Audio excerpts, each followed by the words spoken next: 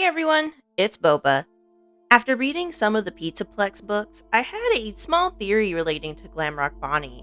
It's one that hasn't been super talked about, but I think it's worth discussing. So, who scrapped Glamrock Bonnie? Before we do that though, please comment, like, and subscribe. Our goal is 100 subscribers, and I want you to be part of that crew. Now, let's grab our tea and begin. There have always been many theories about Glamrock Bonnie's disappearance, but unfortunately, there's just never been enough information. Some people speculate that Monty was jealous and broke him down, that maybe Monty was under Vanny's control and tore him apart. Some people even speculate that Vanny used staff bots to tear apart Glamrock Bonnie. Each of these ideas have their own merit behind them, but what's known for sure is that Bonnie went missing in Gator Golf. First and foremost, let's talk about Monty scrapping Bonnie out of jealousy. Monty is shown through the last golf hole in his arcade game that he wants to lead the band. You can tell this by him being front and center on the stage and Freddie being dumped in the garbage. It's clear that Monty isn't too much of a fan of Freddie. And because of this, people speculate that his first step to becoming leader of the band was actually to take Bonnie out. After all, to potentially get on the stage with a prominent role, he would have to be able to play a prominent instrument. This would happen if he was fitted with Glamrock Bonnie's hands. Not only would he be able to pluck the strings thanks to Bonnie's special claws, but he would also have access to his guitar. We see this in the message where it talks about replacing Monty's hands with Bonnie's hands just so he could play that instrument. The next theory is that Vanny controlled Monty or the security bots. A lot of this theory actually stems from the true ending of Security Breach. When we see good old Peepaw Afton come out of his recharge station, it clearly highlights the clawed robotic hands. And on top of this, when we see his full model, he clearly has Glamrock animatronic parts, replacing the missing ones from Pizza Sim.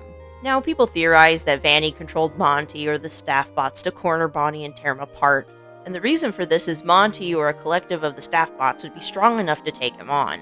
They wouldn't really have any issues.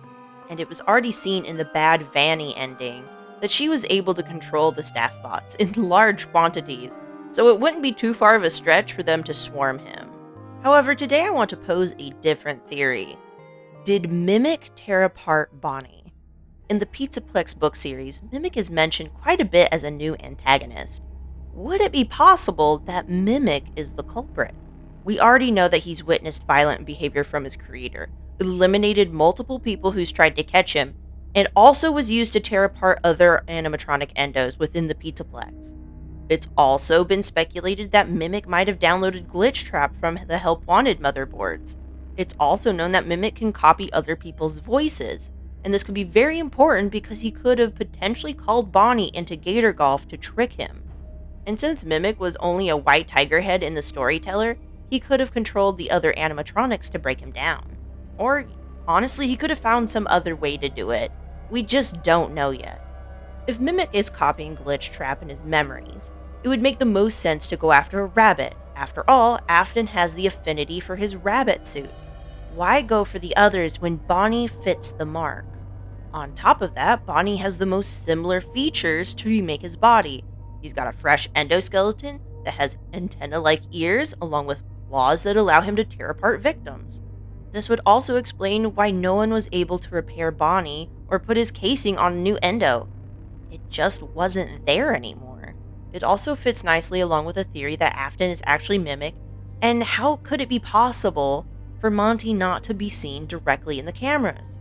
After all, we know there is a message stating where Bonnie was and when, but we don't have one for Monty, which if someone was entering the area that could be seen, they probably would have stated that in the message. Sure, he could have jumped from the rafters, but I find that to be very unlikely because no one made any kind of mention.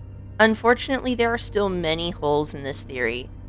But that's FNAF for you. There's no real concrete proof most of the time, and if it does, it's going to come out way later in a book. Anyway, that's all for me. I'd love to hear your thoughts below. Especially as a community, we can find out more clues and answers together.